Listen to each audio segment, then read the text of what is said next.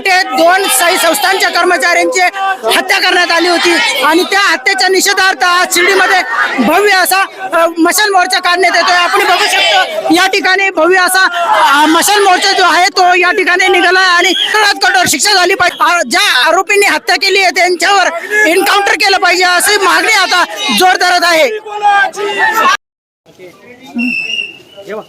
इथून सुद्धा पुढे जातो।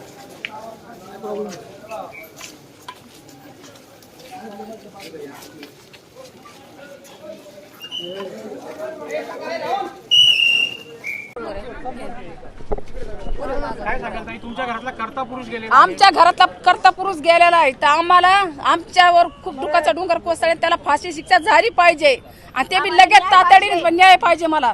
पोलिसांनी दोन्ही आरोपींना अटक केलेली आहे। हा मग अटक केली त्याला लगेच फाशी झाली पाहिजे, लगेच ताबडतोब झालं पाहिजे तर त्याच्या आत्म्याला शांती भेटणार आहे। न्यायासाठी आम्ही फाशीची वाट पाहिजे का? इतके वर्ष बसायचे का आम्ही वाट पाहत? आता लगेच लगेच त्यांना मारून टाका, लगेच लगेच, नाही तर त्यांचा एन्काउंटर करा। जिथं माझ्या दादाला मारलं ना तिथं नेऊन त्यांना मारा। एवढे वर्ष वाट पाहिजे का आम्हाला? त्यांना सगळ्यांना मारायला पाहिजे। न्याय हवा आणि न्याय हवा। वडिलांना मागे लावून मारले, त्यांना तिथंच जागी मारलं पाहिजे। जिथं माझ्या वडिलांना मारलंय ना तिथंच त्यांना मारायचंय आणि तसं तरबडू मारायचंय। मुख्यमंत्र्यांना पण मारायचंय। तुम्ही लाडकी बहीण म्हणता, लाडकी बहीण म्हणता, लाडकी बहिणीचं तुम्ही कुंकू गेलंय, असे कस काय तुम्ही हातवर बसून बसताय? अरे गुन्हेगार असे वाढतच राहणार ना, जवळ गुन्हेगाराला मारणार नाही तेवढं गुन्हेगार वाढणारच आणि यांना पाहून अजून लोक गुन्हेगार करणार। अरे यांचीच पॉप्युलॅरिटी वाढू राहिले, हे पा गुन्हेगार करू राहिले, यांना बघून अजून गुन्हेगारी करणार। जवळ गुन्हेगारांना मारणार नाही तेवढं गुन्हेगारी संपणार नाही आणि जवळ माझ्या वडिलांच्या गुन्हेगारांना मारणार नाही तुम्ही तेवढं माझ्या वडिलांच्या आत्म्याला शांत बसणार नाही। आणि हा फक्त माझा आणि माझ्या कुटुंबाचा प्रश्न नाहीये, हा सर्व शिर्डीकरांचा प्रश्न आहे। तुमच्या परिवारावर दुःखाचा डोंगर कोसळलेला आहे, काय वाटतं? आम्हाला न्याय पाहिजे, आम्हाला न्याय पाहिजे। जसं माझ्या वडिलांना जसं चाकू खुपसू मारलं तसं त्याचं एन्काउंटर व्हायला पाहिजे। फाशी पण नाही, एन्काउंटरच व्हायला पाहिजे। काय चुकी केली माझ्या बापाने?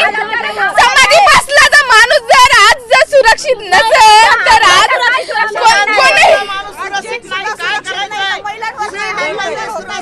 सुरक्षित नाही तर बाकीचे नागरिक काय सुरक्षित राहणार आहे? आज समाधीतला मारायला भेला नाही, समाधीतला माणूस मारायला भेला नाही, त्याला कशाला ठेवायचंय?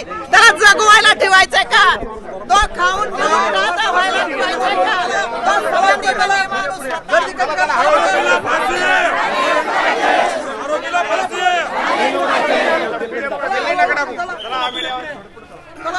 होते अमोल माळी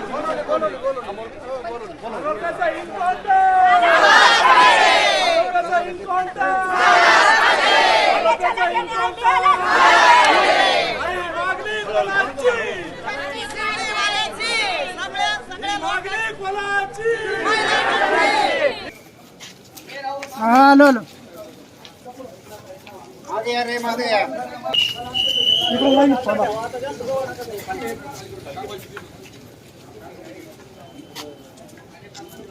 चला पुढे चला।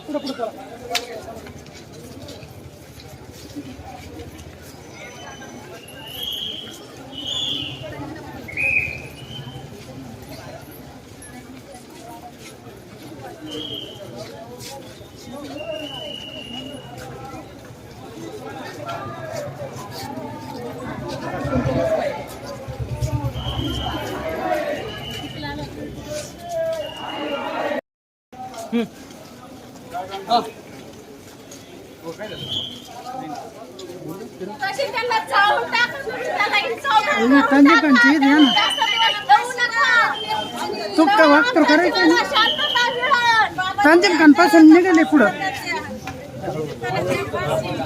अहो मग तुम्ही मस्जिदला क्रॉस केलाय मध्ये ना, याच्यात आहे ना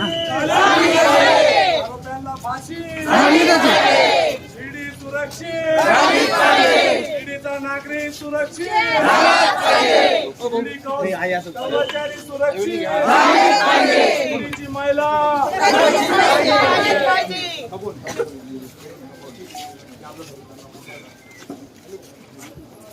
फाशी द्या फाशी द्या आरोग्यांना फाशी द्या फाशी द्या फाशी द्या आरोग्यांना फाशी द्या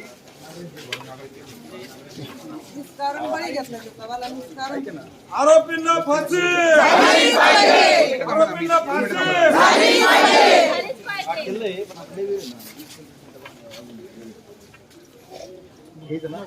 सुरू करा